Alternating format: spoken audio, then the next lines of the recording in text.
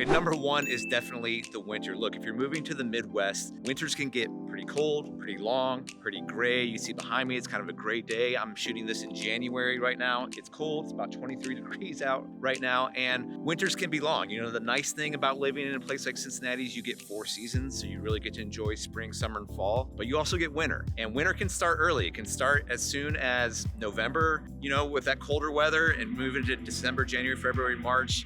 It can even be cold into April, so it can be long. The days are shorter. In November, it hits you really hard where the days get short and you're like, oh my gosh, you get out of work and it's dark and you just feel kind of slow and sluggish. It's tough. So if you're looking to move to Cincinnati, you need to be able to handle the winter.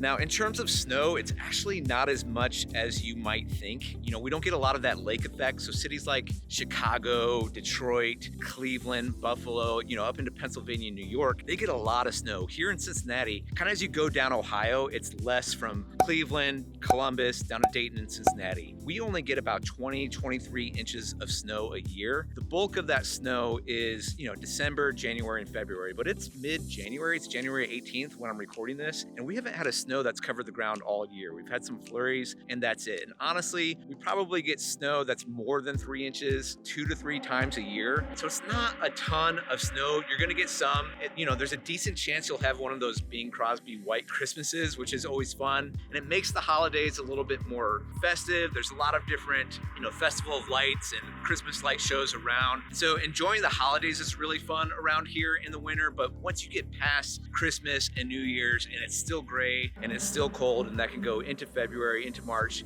it gets a little long, so you gotta be sure you can handle that. Now, I just got back from Mexico with my wife, and I always recommend if you're moving here and you can afford it, try to get away in January or February. Break up that winter where you can get somewhere with a little bit of sunshine. Either head down to Mexico. We've got direct flights to Cancun from here. You're there in 3 hours. It's wonderful. Or you can drive down to Florida. It's not crazy to do that. A lot of families do that. You might want to break up the drive, you know, stay somewhere near Atlanta, but that's an option too. I definitely recommend in the winter to kind of break it up, get somewhere sunny at least one time during the year. Hey guys, my team and I has helped hundreds of families move to the Cincinnati area from around the country and even around the world. So if you're looking to move to the area, my team and I would love to be your real estate team of choice to help make that transition as seamless as possible. We're gonna continue on in this video of 5 things you need to know if you're moving to the area, and stay tuned to the end because I got a couple bonus ones for you as well. The second thing you need to know is Cincinnati is often overlooked and pretty low-key from like a national perspective. So if you're used to being in a city with like a big reputation like New York or Chicago or Dallas or LA, you got to understand that we're in the middle of the country. You know, population wise, we are, I think we're 30th in the country. So there's about 2.2, 2.3 million people here in the greater Cincinnati area. We're a lot bigger than cities like Salt Lake City, Buffalo, Oklahoma City. We're pretty comparable in size to cities like, believe it or not, Las Vegas and Kansas City, Indianapolis, Cleveland, things like that. But from an attention and kind of a national media perspective, we're just always flying a little bit under the radar. So if you're used to like a big, ambitious lifestyle like you find in New York, where if you can make it there, you can make it anywhere. I want to be a part of it. New York, New York. It's not like that here. I mean, you do have obviously business leaders and ambition here, but we're not known for just being aggressive. You know, we don't have like these great shopping areas as well. So if you're big into fashion and you love to shop, you know, we have some stores here. Probably the best high-end shopping is like the Kenwood Mall, but there's not a ton of that here. So if you're used to that celebrity culture like in LA, we don't have that here. Our biggest celebrities are like Emilio Estevez, who grew up here, Rosemary Clooney, who is like George Clooney's mom, and you know, like Nick Lachey from 98 Degrees. So we don't have a lot of celebrities here. It's not really what we're known for. And I'll be honest, so when Travis Kelce, who was a University of Cincinnati Bearcat, starts dating Taylor Swift, a lot of Cincinnatians, like, we don't know what to do with that because we kind of want to claim celebrity. There's this thing with Cincinnati where like, we want to be famous, but we're not. So we'll cling on to anything that is kind of famous, but we also like really hate the Chiefs right now. And so we don't really know what to do because we kind of want that Taylor Swift celebrity. We kind of want to claim Travis Kelce, but we actually really don't. Yeah, I mean, first off, I just want to thank God, man.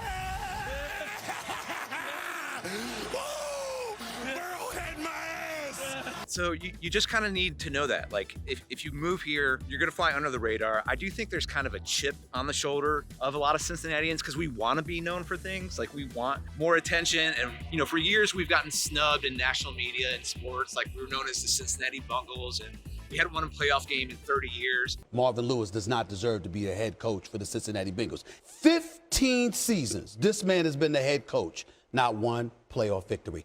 And there's a generation before, or maybe two generations before, like back in the 70s, the Cincinnati Reds, you can see the Reds ballpark behind me, they were a big deal. They won like several World Series, and Pete Rose and Johnny Bench and Joe Morgan and Tony Perez and the Big Red Machine. That was a big deal, and Cincinnatians were really proud of that. And then after 1990, we won the World Series then. It was just 30 years of nothing and losing and kind of being like the butt of national jokes. And so honestly, when, and you can see Paul Brown behind me here, I think, but honestly, like when Joe Burrow came and took us to the Super Bowl in 2021, something weird happened here in Cincinnati where like his confidence and swagger, I think woke up like a younger generation to be like, oh my gosh, like we're really good. We could be like the best at something. And that I think has awakened a lot of things in the city. But overall, you just need to know that like we fly under the radar here. Cincinnati is often overlooked, and that's just kind of how it is here. All right, let's move on to the number 3 thing you need to be able to handle, and kind of carrying that idea forward is number 3 is like, what is Cincinnati known for? Like other cities, like I said, New York is kind of known for its work ethic and being intense. LA, you got the sunshine. Other cities might be known for their beaches or their mountains or whatever. They got their thing. Like Las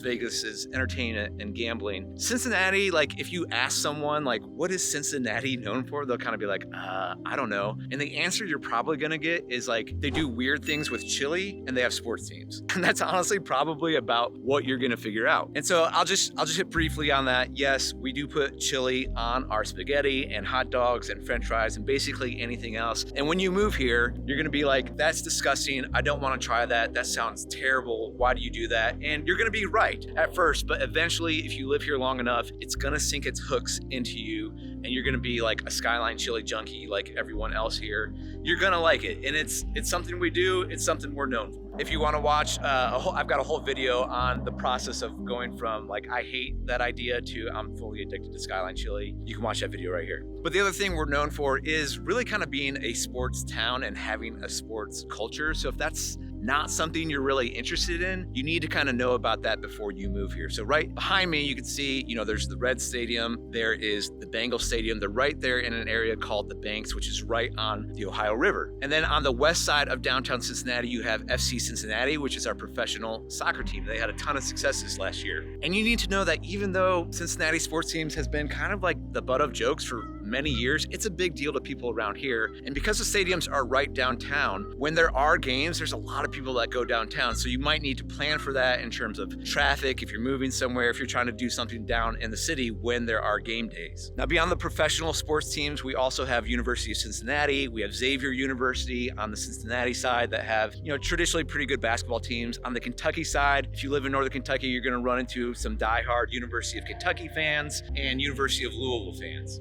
And then further beyond college sports, you have high school sports, which is a pretty big deal around here. You know, the biggest sports are going to be high school football and high school basketball that people follow. And honestly, it's pretty endearing. In the fall, you'll be driving around town, you'll be hearing marching bands practice, there's Friday night football games. And in the winter, because it is cold and dark and dreary, people do like to go inside and watch basketball games. So if that's your thing and you like sports, great, you're probably gonna fit right in. If you like can't stand sports and it's not a part of your world at all, you just need to know that's part of the culture here. That's kind of what this area is about. A lot of people enjoy doing that in terms of hobbies, in terms of doing it themselves or just attending and being fans of different sports teams. All right, guys, the fourth thing you're gonna need to be able to handle if you're moving to the Cincinnati area is understanding the public transit. Now, we're not a great town in terms of public transit. There is a bus system that's pretty decent, but it's two different systems from Kentucky and Cincinnati. But overall, Cincinnati is a pretty big car culture. Now, there was a time, and in fact, you can go see these on some history tours, that's pretty cool, where the subway system was being built, but that is not built out here. We don't have a subway system. We were gonna be a river town, as you can see the Ohio River behind me. And mostly today, you basically need a car to get around town. There's a few places you could live and be walkable. You know, you could live right downtown Cincinnati. And we do have a streetcar, but basically it just makes makes a loop from,